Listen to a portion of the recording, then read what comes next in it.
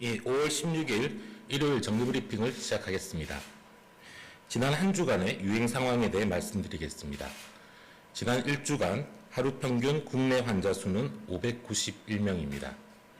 직전 한 주간에 565명에 비해서는 26명, 4.6% 증가하였으며 2주 전의 597명과 비슷한 수준입니다.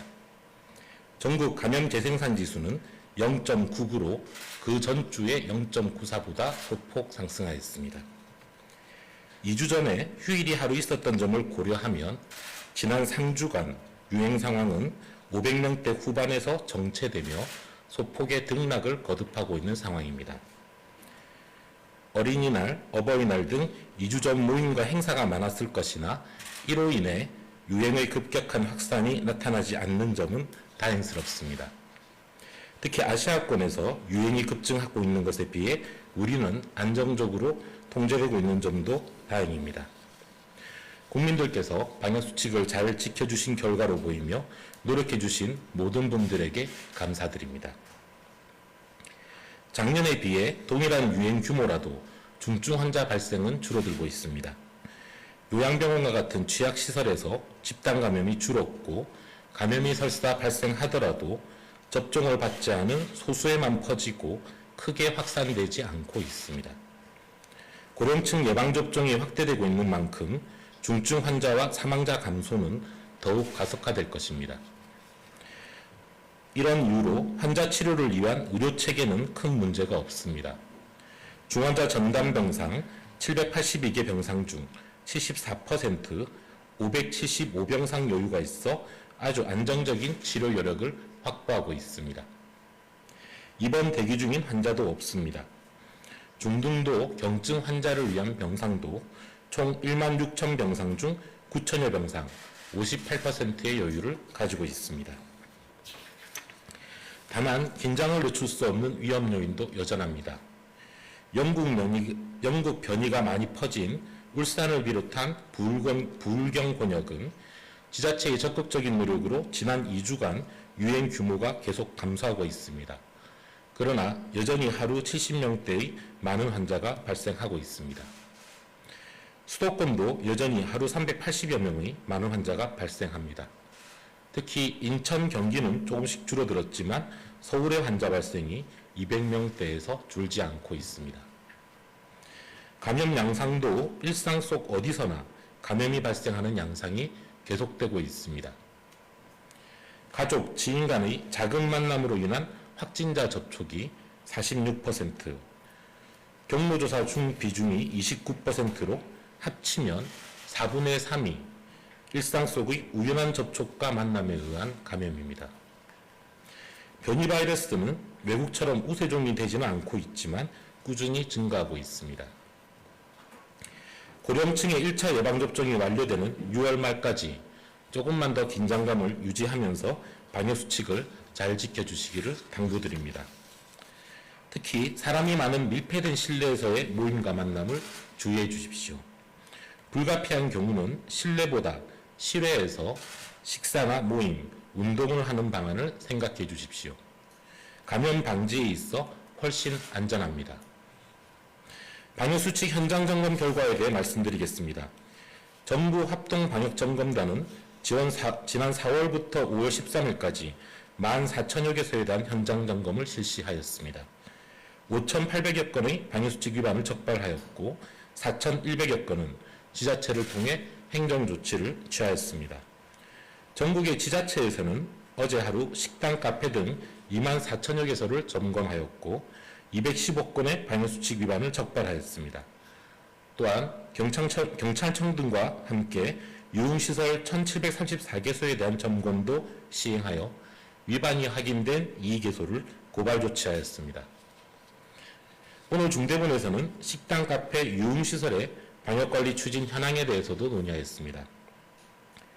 식품의약품안전처는 기관장인 처장, 차장, 담당 국장 등이 직접 방역 실태를 점검하고 관련 협회와 9차례의 간담회를 가졌습니다.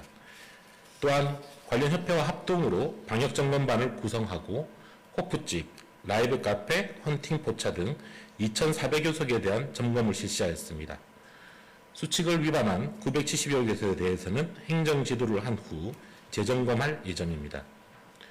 정부는 방역수칙이 현장에서 잘 지켜질 수 있도록 현장 점검을 지속적으로 실시할 예정입니다. 이 과정에서 애써주고 계신 지자체 공무원 등 관계자분들께도 다시 한번 감사드립니다. 국민 여러분, 지난 수요일부터 금요일 3일간 아스트라제네카와 화이자 187만 회분 백신이 도입되었고 내일 106.8만 회분이 안동 공장에서 추가로 출하됩니다. 며칠 새에 약 300회분의 백신이 도입되었고 5월 말까지 계속 추가적으로 백신이 들어올 예정입니다. 정부가 계속해서 약속하고 공언한 대로 6월 말까지 1,300만 명 접종을 위한 백신의 공급은 충분합니다. 오히려 약간 더 여력이 있습니다. 이제는 확보한 백신을 접종하는 데 집중할 시간입니다. 이번 주말부터 75세 이상 어르신들의 화이자 1차 접종이 다시 본격적으로 실시됩니다. 이외 60세에서 74세 어르신들은 계속 예약을 받아 다음 주부터 65세 이상 어르신들의 아스트라제네카 1차 접종이 본격화됩니다.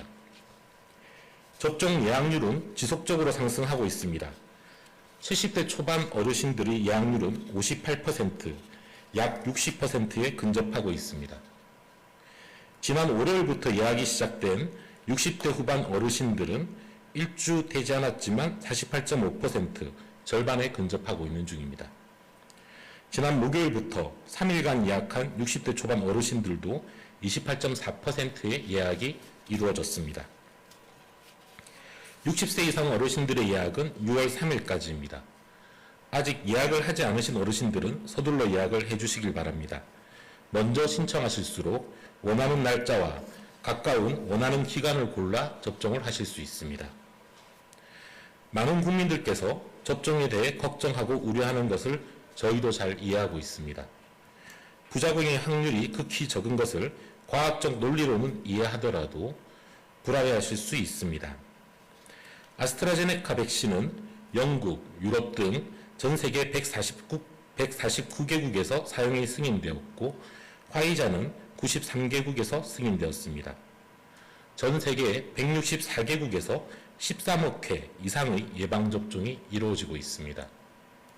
무수한 국가에서 안전성이 문제가 없는 것을 다 같이 확인하고 있습니다. 지나치게 불안해하실 필요가 없습니다. 예방접종이 감염과 사망 방지에 효과적이라는 것은 많은 국가에서 점점 더 분명해지고 있습니다. 아스트라제네카와 화이자가 코로나로 인한 사망을 80% 차단한다는 영국 보건당국의 결과에 이어 어제는 이탈리아에서도 확진자 수는 95%, 중증 환자는 99%가 줄여준다는 결과가 발표되었습니다. 아스트라제네카의 경우 1회 접종만으로도 치명률이 95% 감소한다는 분석 데이터도 함께 발표되었습니다. 지금 예방접종을 하시면 어르신들은 훨씬 안전해지고 보다 자유로운 일상을 누릴 수 있습니다.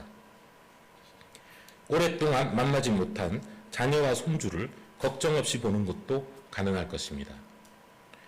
감염 걱정 때문에 집에만 있지 않으시고 복지관이나 지역문화센터에서 다양한 강좌를 수강하고 노인정에서 친구들과 만나는 것도 가능해질 것입니다. 친지, 지인들과 식사도 하고 여행도 다녀오시는 것도 가능해질 것입니다. 2차 접종까지 완료하게 되면 환자를 접촉하더라도 2주간의 격리를 면제하게 되고 외국을 다녀서도 마찬가지로 격리를 면제합니다. 이러한 일상을 되찾기 위해 하루라도 빨리 예방접종을 받아주시기 바랍니다. 접종을 완료하면 보다 안심하고 사람을 만나는 일상을 보내는 것이 가능해질 것입니다. 또한 어르신들의 예방접종은 본인의 생명을 보호하는 조치이기도 하지만 우리 가족을 위한 노력이기도 합니다. 많은 어르신들이 접종을 더 많이 받으실수록 우리 가족도 함께 안전해지고 자녀 손주들의 직장, 등교, 모임과 같은 일상도 더 많이 회복될 것입니다. 정부는 6월까지 어르신, 취약계층, 사회필수요원 1,300만 명이 순조롭게 접종을 마쳐 우리 사회가 조금이라도 더 일상을 회복할 수 있도록 최선을 다하겠습니다. 어르신들도 그리고 어르신들의 가족분들도 보다 많은 분들이 접종에 참여해 주시도록 함께 노력해 주시면 감사하겠습니다.